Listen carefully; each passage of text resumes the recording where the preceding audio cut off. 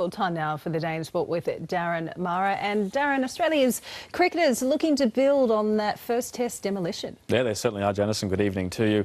Coach Darren Lehmann has challenged his side to produce another dominant performance against India in the second test. The tourists lead the four-match series 1-0 after a 333-run victory in Pune. Lehmann's praised the performance of spinners Stephen O'Keefe and Nathan Lyon.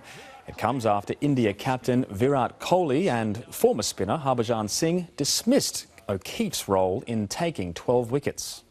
Well, 12 for, 6 for 35, both innings is pretty special. So you always hope, don't you, as a player. You know, I thought actually Nathan Lyon bowled just as well, to be perfectly honest.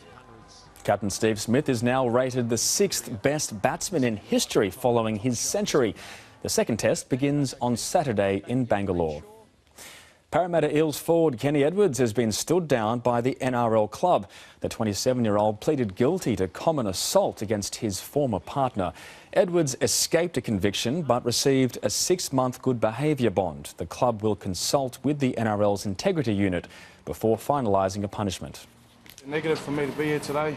I just want to apologise to my young family, to my club and to the NRL. Meanwhile, West Tigers star Chris Lawrence said he's disappointed over allegations Tim Simona organised bets to be placed on matches last season. Simona's been stood down until the NRL completes its investigation.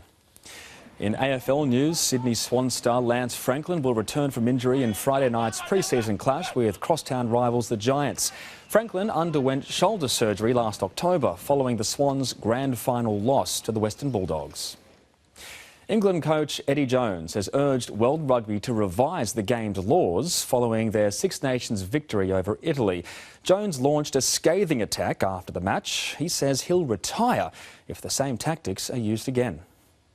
Italy had lost all 22 of their previous encounters with England, so they tried something different. You know, when your halfback can't pass the ball, it's difficult. The Azzurri removed the ruck as a contest, outraging Eddie Jones. Yeah, I think we'll have to go outside and train now so we get some proper rugby. We come here today, we do things differently, we have a crack, and people are saying, oh, they came here to do... We didn't come here to spoil the game, we played it within the rules. By not committing players to the ruck, Italy made the offside rule irrelevant, allowing defenders to roam free in English territory. It's a tactic that has been used before by Wallabies flanker David Pocock and Super Rugby champions the Chiefs. Everyone says how brilliant it is. When we do it, everyone goes, oh my God, Italy shouldn't have done it.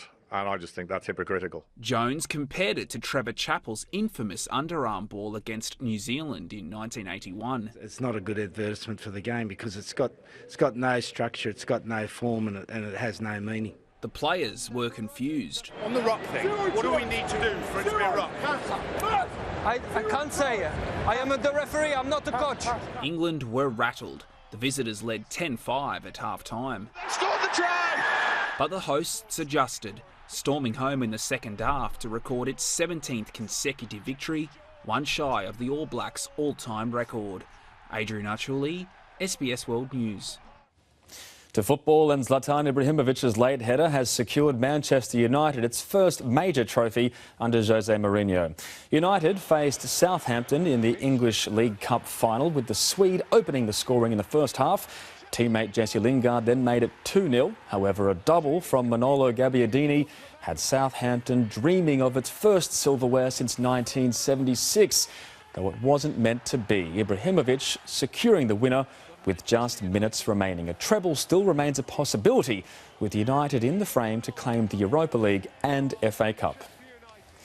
Meanwhile, Tottenham's Harry Kane remains on track to retain the Premier League's Golden Boot after scoring a hat-trick in Spurs' demolition of Stoke. The 23-year-old lifted his goal tally to 17 for the season, equal with Arsenal's Alexis Sanchez and Everton's Romelu Lukaku. The 4-0 thrashing moves Tottenham to second on the ladder, 10 points adrift of leaders Chelsea. Star import Bryce Cotton has helped the Perth Wildcats to victory over the Illawarra Hawks in Game 1 of the NBL Finals. The Hawks opened up an 8-point lead, but Cotton came to life before half-time, nailing 11 points in a 6-minute flurry. The American finished the match with 18 points behind Casey Prather's game-high 22. Game 2 of the series is on Wednesday. And finally in sport, Australian boxer Jeff Horn's dream of taking on Filipino great Manny Pacquiao is officially over. Pacquiao's promoter had been in negotiations with Horn's management for a fight in Brisbane, but those talks have fallen through. Pacquiao instead announcing he'll face Britain's Olympic silver medalist Amir Khan on April 23. That was despite a desperate attempt by Horn last week to get Pacquiao to honour the commitment in Brisbane. That's the day in sport, Janice. Thanks so much, Darren. Coming up, the weather details and a mixture of politics and partying at the Rio Carnival.